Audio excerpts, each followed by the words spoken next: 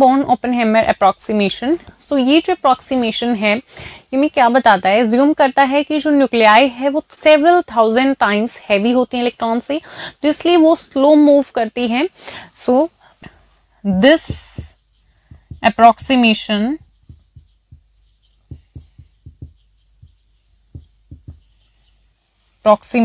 this approximation assumes that since the nuclei are several thousand times heavier than the electrons, therefore the nuclei are expected to move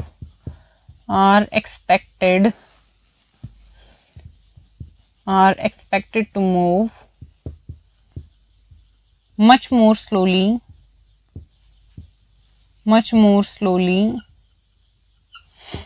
than the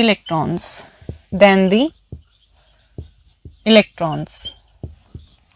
सो ये जो approximation क्या assume करता है कि जो nuclei है वो सेवरल थाउजेंड टाइम्स हैवियर होती हैं हमारे इलेक्ट्रॉन से, तो इसलिए जो न्यूक्लियाई हैं वो एक्सपेक्ट क्या है, मूव कर रही हैं बहुत ज़्यादा स्लोली देन इलेक्ट्रॉन्स।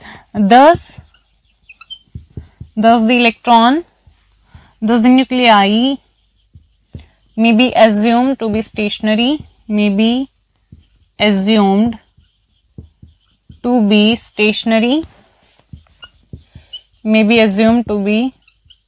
stationary, हम उसको क्या एज्यूम कर रहे हैं, स्टेशनरी है वो, ठीक है। So the nuclei may be assume to be stationary while the electrons, जबकि जो इलेक्ट्रॉन्स हैं वो मूव कर रहे हैं बहुत ज्यादा फास्टर स्पीड के साथ, while the electrons move at much faster speed, much faster speed relative to them.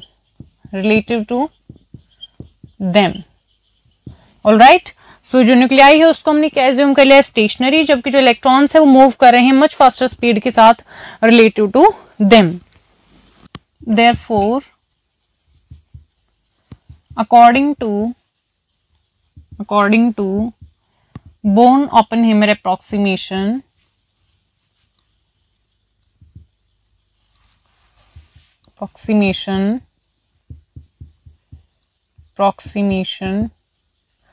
the nuclear motion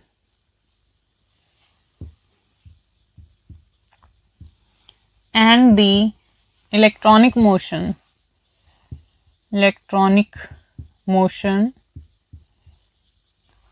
the nuclear motion and the electronic motion are treated independent to each other.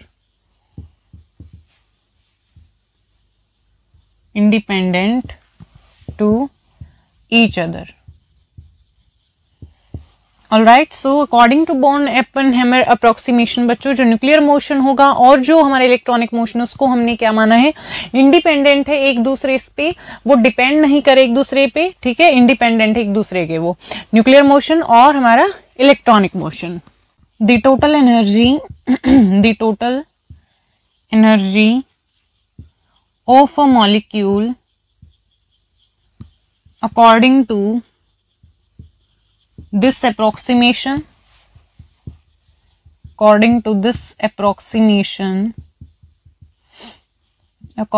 approximation is given by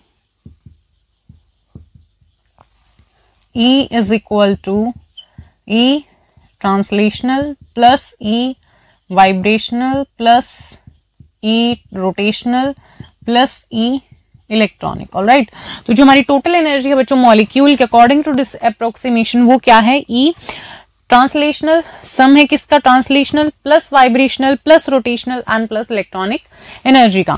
so the energy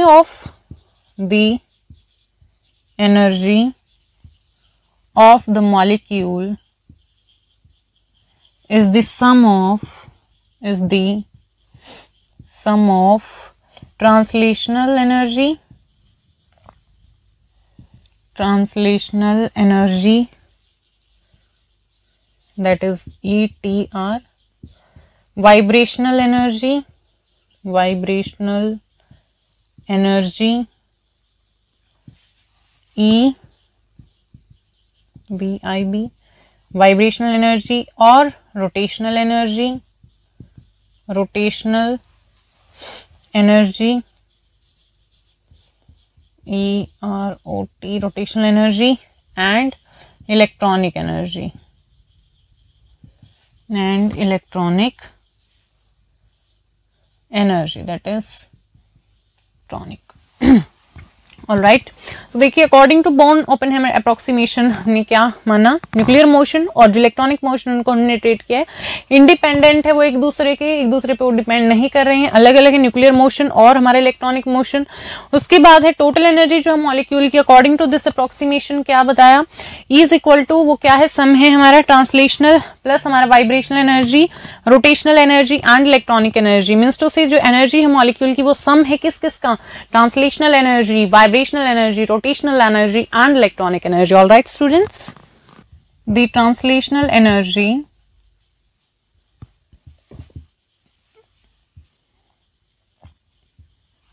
is not quantized,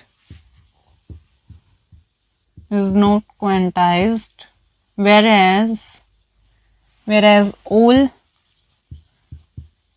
all other energies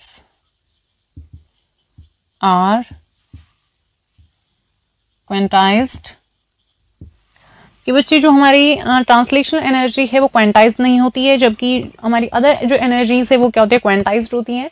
और अगर हम बात करें इसकी magnitude की, तो यहाँ पे जो मैग्नीट्यूड होता है ट्रांसलेशन एनर्जी का वो बहुत ही कम होता है अदर एनर्जीज के कंपेयर में। So also the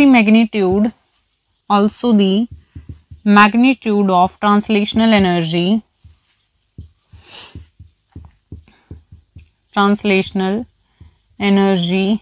is very less than the other energies,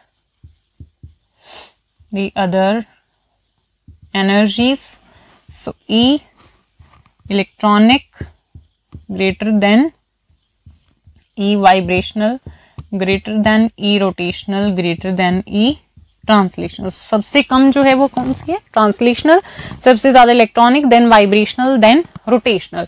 सो जो हमारा बोर्न ओपेनहाइमर अप्रोक्सीमेशन है, तो उसको हम कैसे राइट कर सकते हैं, so the born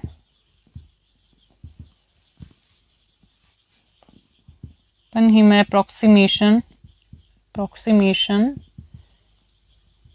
may be written as कैसे लिख सकते हैं हम, E is equal to E electronic plus E vibrational plus E rotational. All right, ऐसे भी हम इसको लिख सकते हैं बिकॉज इसका जो मैग्नीट्यूड है बहुत ही क्या है, स्मॉल है, और ये क्या है हमारी क्वेंटाइज्ड भी नहीं है।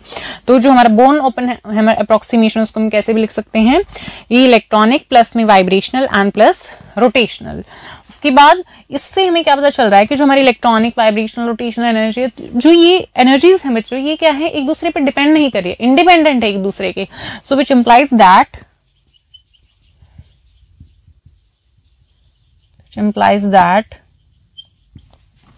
the electronic, rotational